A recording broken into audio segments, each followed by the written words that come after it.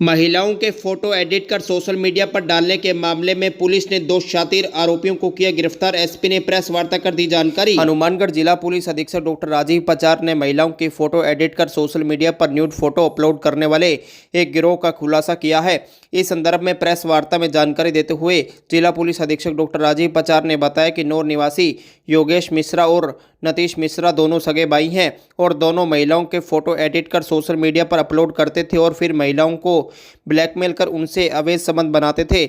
दोनों भाइयों का मोबाइल रिपेयरिंग का काम है और पुलिस ने दोनों के मोबाइल से 4005 महिलाओं के फोटो बरामद किए हैं।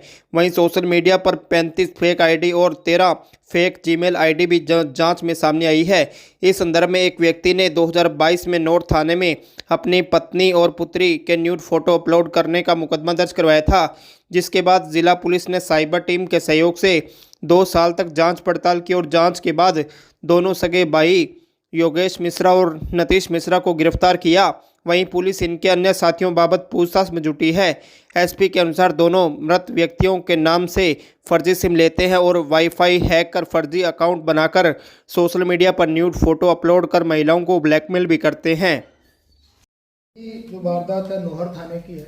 नौहर थाने में एक परिवादी ने प्रकरण दर्ज कराया था कि कोई अज्ञात व्यक्ति मेरी वाइफ की और मेरी बेटी की दोनों की जो फोटोज हैं उनको मॉर्फ करके और अश्लील बना के और उनके नाम से तरह तरह के जो सोशल मीडिया के जो प्लेटफॉर्म हैं उनके ऊपर उनको डाल रहे हैं।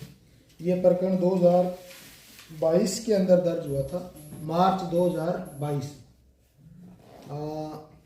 लंबे टाइम से हम इस प्रकरण के अंदर लगातार इन्वेस्टिगेट कर रहे थे, क्योंकि उस व्यक्ति ने लगभग उनकी 500 से 600 पोस्ट डिफरेंट डाली, जिसमें परिवादी जो था उसकी वाइफ की और एक उस टाइम की जो उसकी बच्ची थी उसकी फ़ोटो को मॉर्फ करके और सोशल मीडिया के ऊपर अश्लील बना के डाला था और साथ में उनके मोबाइल नंबर डाल के कई तरह की चीज़ें लिखी थी।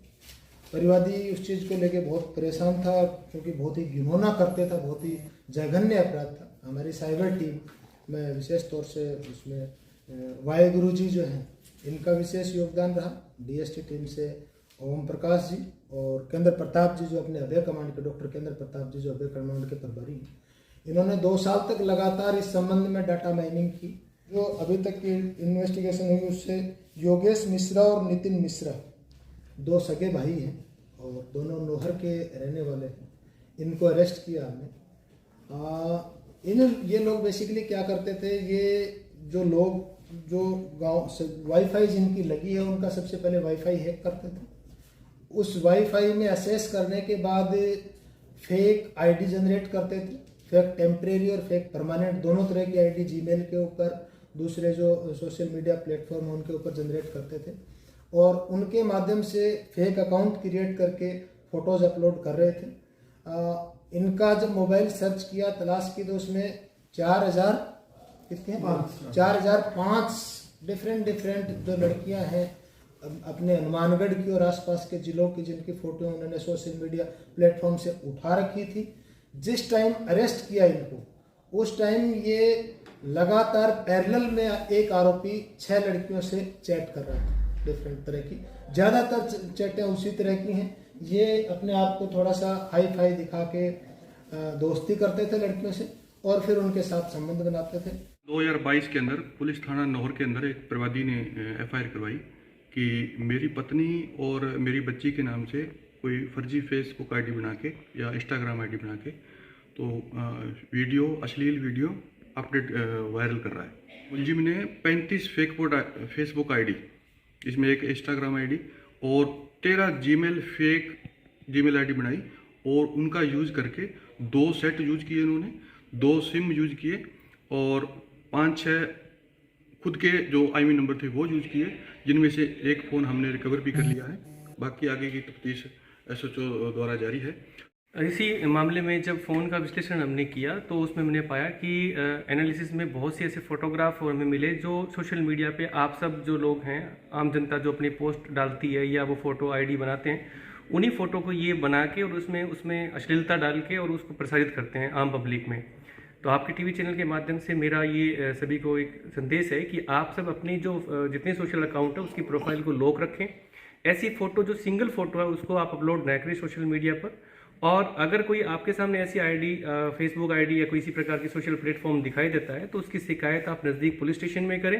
और इसके अलावा cybercrime.gov.in पर भी आप इसकी शिकायत कर सकते हैं। ये अनुसंधान में भी जारी हैं और अभी इसकी ओर हम गहनता से जांच कर रहे हैं, लेकिन अब तक ये 2 ही हमारे सामने अभी आ पाए हैं, क्योंकि जो हमने इनके डेटा एनालिसिस किया है तो ये 2 ही मेन माने गए हैं और आगे आएंगे तो इसकी सूचना आप तक पहुंच जाएगी। कुछ न लेकिन ये एक आदतन से हमें लगा कि ये लोगों को मतलब हरेसमेंट करने का इनका एक मेन मोटिव होता था।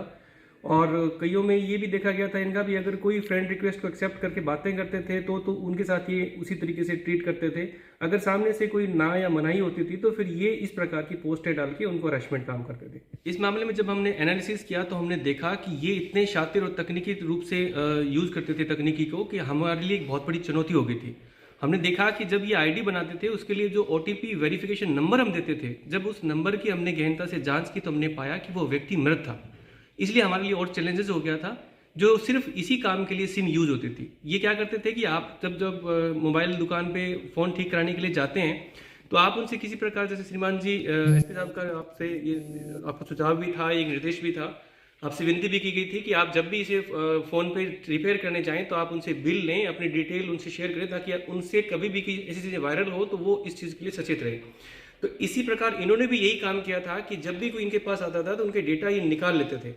और ये फ़ोन भी ऐसा रखते थे कि जहाँ किसी के पकड़ में न आए, क्योंकि पुराने फ़ोन थे और पुराने फ़ोन जो आप मार्केट में बेचते हैं उनको भी आप जब देते हैं तो आप उसका एक कागज़ ज़रूर लें, तभी आप शॉप में दे के आए, अन्यथा आप किसी फ़ोन को न दें।